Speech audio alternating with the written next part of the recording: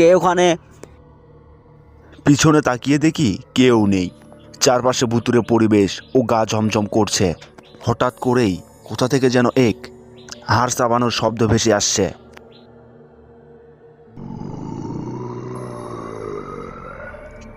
কে শব্দ করছে? এরপর হঠাৎ হাতের দিকে তাকাতে লক্ষ্য করলো মাছের বাকি অংশটুকু নেই, শুধু ঝুলে আছে মাথা আর টিপ টিপ করে রক্ত পড়ছে। এই দেখে দ্রুত ভয়ে পালাতে লাগলো। কিছুটা দূরে যেতেই হাঁপাতে লাগলো দাঁড় হয়ে।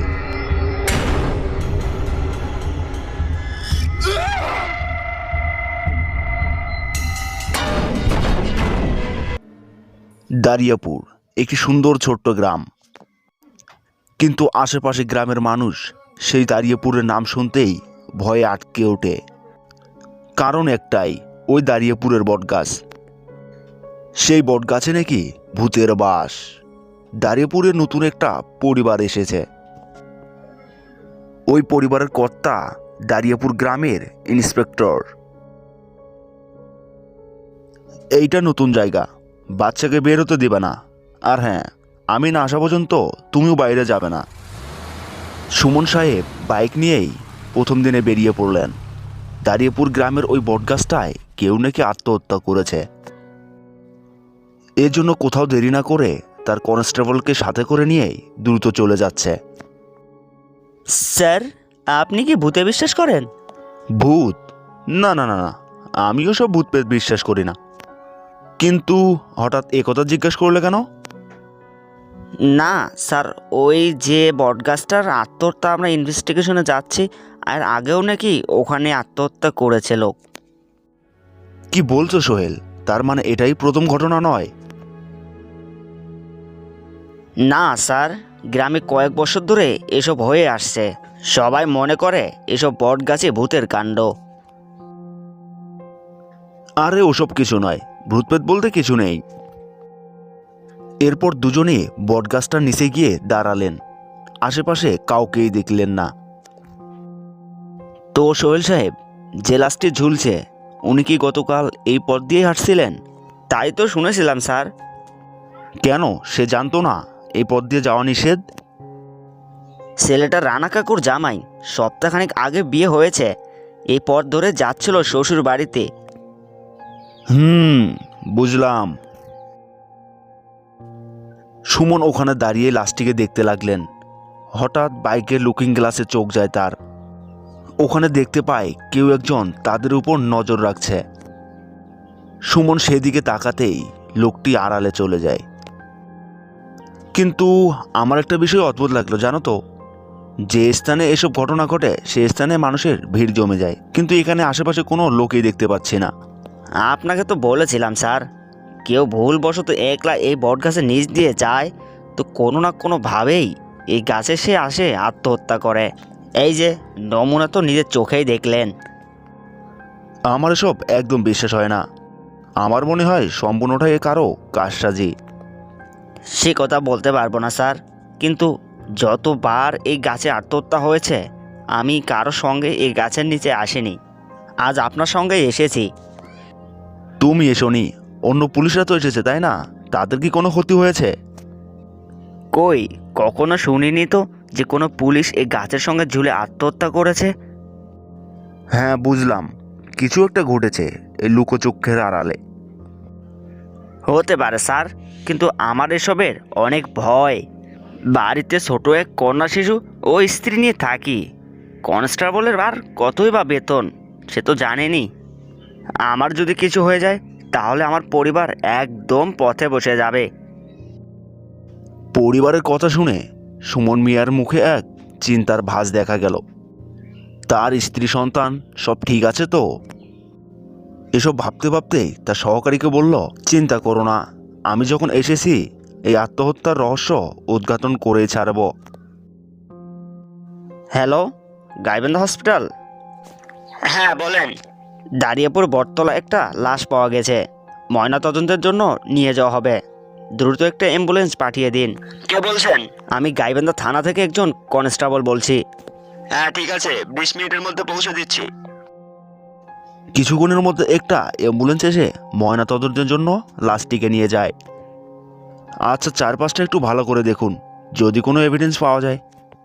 স্যার, এইটা খুন না, চলেন আমরা এখান থেকে কেটে পড়ি। ভয় পেও না, এত ওসব ভূতপ্রেত কিছু না, আমি আছি তো। কথা বলতেই হঠাৎ চোখ পড়ে একটি ঘরের চারপাশে বাঁশ দিয়ে ঘেরা ও লাল রং দিয়ে লেখা আছে এখানে প্রবেশ নিষেধ। ওই জায়গাটাতে কি ওখানে লাল রং দিয়ে নিষেধ করা হয়েছে কেন? ওইটা গ্রামের নিষিদ্ধ জায়গা, বট গাছের পিছনে জায়গাগুলো খুব ভুতুরে। আর ওই লাল রংটা স্যার, ওইটা রক্ত রক্ত। ভূত ওইভাবে না যাওয়ার জন্য সংকেত দিয়ে রেখেছে। চলো আজ তুমি আর আমি যাই, গিয়ে ভূত বাবাদের সঙ্গে সাক্ষাৎ করে আসি।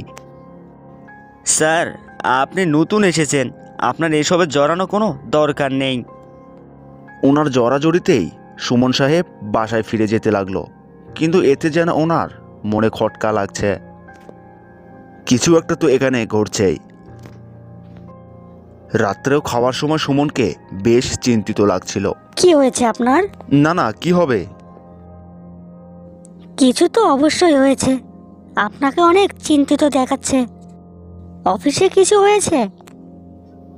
না গো, তেমন কিছু হয়নি। তোমাদের আজ প্রথম দিন কেমন গেল? আজ তো এক অদ্ভুত ঘটনা ঘটেছে। কেন, কি হয়েছে আবার? বাবু বারান্দায় বসে খেলছিল, তখন হুট করে কোথা থেকে যেন এক রক্তমাখা পুতুল বারান্দায় এসে হাজির হলো। বাবু তার প্রিয় গাড়িটি নিয়ে বারান্দায় বসে খেলা করছিল, হঠাৎ কোথা থেকে যেন এক রক্তমাখা পুতুল তার দিকে ছুঁড়ে মারল কে যেন।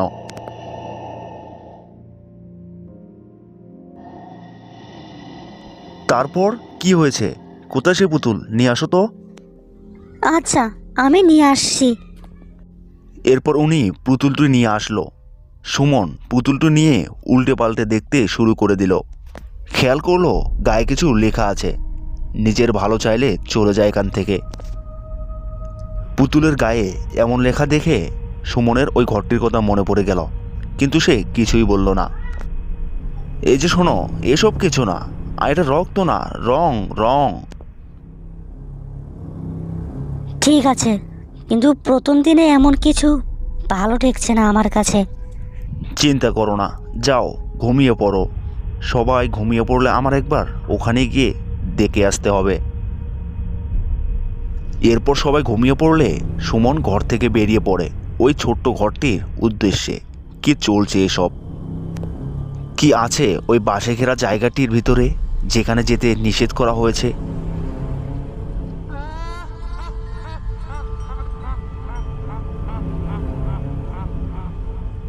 কি ব্যাপার, যেখানে একটা মানুষের পা পর্যন্ত পড়ে না সেখানে হাসির শব্দ?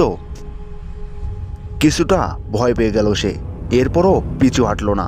শব্দটা বাঁশের বেড়ার ওই পাশ থেকে আসছে, তাই সে বাঁশের বেড়ার পিছন থেকে দেখতে লাগে। দেখতে পেল ভিতরে আগুন জ্বলছে আর চারপাশে কিছু লোক বসে আছে। সুমন সব কিছু কান পেতে শুনে নিল। তার আর বুঝতে বাকি রইল না যে সব মানুষের কাজ সাজ। এমন সময় পায়ের আওয়াজ পেয়ে সে দ্রুত ওখান থেকে সরে পড়ল।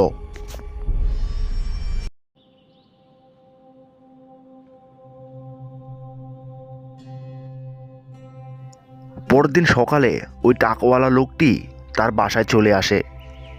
সুমন স্যার আছেন? বাড়ি আছেন স্যার? সুমন ডাক শুনে বাইরে এসে ওই টাকাওয়ালা লোকটিকে দেখে বেশ ঘাবড়ে যায়। এইটা আপনার না? হ্যাঁ আমার। আপনার ছেলে ভারী মিষ্টি, কিন্তু লুকিয়ে তো সব দেখে ফেলেছেন। যদি মুখটা বন্ধ রাখেন তাহলে টাকার অভাব হবে না, আর যদি মুখটা খুলে রাখেন তাহলে লাশেরও অভাব হবে না। আমাকে হুমকি দিচ্ছ? আমিও সব ভয় পাই না, আর হ্যাঁ, আমিও লুবিও না। আপনার ভালোর জন্যই বললাম। ওই গ্রামে যখন আমার ওস্তাদের বোন গলায় দড়ি দিয়ে মরেছিল, তখন সবাই দেখেও তাকে আটকায়নি বা বাঁচায়নি। এতে কি হয়েছে? তাই বলে কি গ্রামের নিরীহ সব মানুষকে মারতে হবে? এত উত্তর দিতে পারবো না। গ্রামের সবাই ভাবে ওইটা ভুতুরে আস্থানা। আর সেটাই ভাববে সারা জীবন ওদের চোখের আড়ালে আমরা এসব করেই যাব, আর কেউ আমাদের আটকাতে পারবে না। সুমন দাঁড়িয়ে দাঁড়িয়ে সব কিছু শুনছিল। এরপর ওই লোকটি চলে গেল। এত বড় ভুলটা আমি কিভাবে করলাম? ব্যাগটি কখন পড়ে গেল ওখানে খেয়ালই করিনি। না, আর দেরি করা যাবে না, যা করার আজ রাত্রেই করতে হবে। শোনো, গ্রামের প্রত্যেককে ওই গাছতলায় ডাকো। কি বলছেন স্যার? যা বলছি সেটাই করো। গ্রামের প্রত্যেকে যেন ওখানে উপস্থিত থাকে। গ্রামের সবাই ভয় পায় ওই বটগাছকে, কেউই আসবে না। সবাইকে জানিয়ে দাও ওই গাছের নিচে আসা বাধ্যতামূলক। গ্রামের কেউ যদি না আসে তাকে 50,000 টাকা জরিমানা দিতে হবে। উনি সুমন স্যারের কথায় কিছুই বুঝতে পারল না কি করতে চাচ্ছেন তিনি। এরপর তার কথা মতো বিকেলে গ্রামের সবাইকে ওই বটগাছের নিচে হাজির করে। সবাই খুব ভয়ে ভয়ে ওই গাছতলায় এসে জড়ো হয়েছে। আজ আপনাদের একটা বড় সত্যি সম্পর্কে জানাবো। কি সত্যি? কেন এই এখানে এসে জানালো লাগবে? এই ভুতুরে জায়গায় আমাদের কি প্রাণের মায়া নেই? কিচ্ছু হবে না, আপনারা শান্ত হন। এরপর কিছুক্ষণ চুপ থেকে নিজের পকেট থেকে ফোনটা বের করে। আমি কাল রাত্রে এখানে এসেছিলাম আর ফোনে একটা ভিডিও রেকর্ড করি। সবাই সেটা মনোযোগ দিয়ে দেখুন।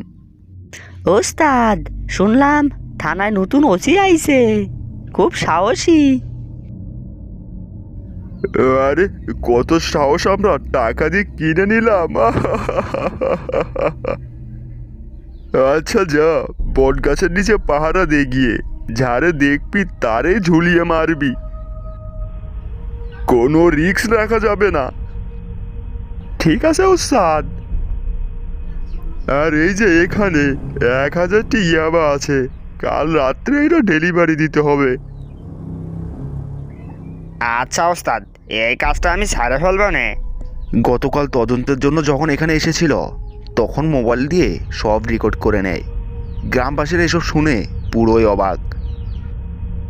হায় হায়, সব ভুয়া। তাহলে তাহলে মানুষ মারা যায় কিভাবে? এখানে যদি কোনো ভূত না থাকে আত্মহত্যা করে কিভাবে? কেউ আত্মহত্যা করে না।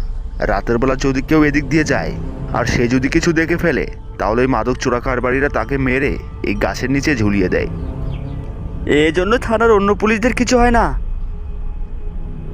বাকি পুলিশদের সব টাকা দিয়ে কিনে নেওয়া হয়েছিল। এমনকি আজকে সকালে আমাকেও টাকার অফার করা হয়েছিল।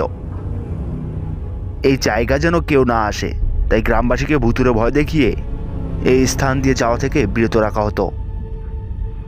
এই ব্যাপার, এ সকলে চল, ওই বাঁশের বেড়া আমরা এখনই ভাঙবো। আমাদের বোকা বানিয়ে গ্রামের এক এক করে মানুষ মারা। এরপর গ্রামবাসীরা ওই ঘরটিকে আগুন লাগিয়ে দেয় আর মাদক কারবারিদেরকে সুমন হেফাজতে নিয়ে নেয়। কার্টুন ভিডিও দেখতে পছন্দ করলে আমাদের চ্যানেলটি এখনই সাবস্ক্রাইব করুন।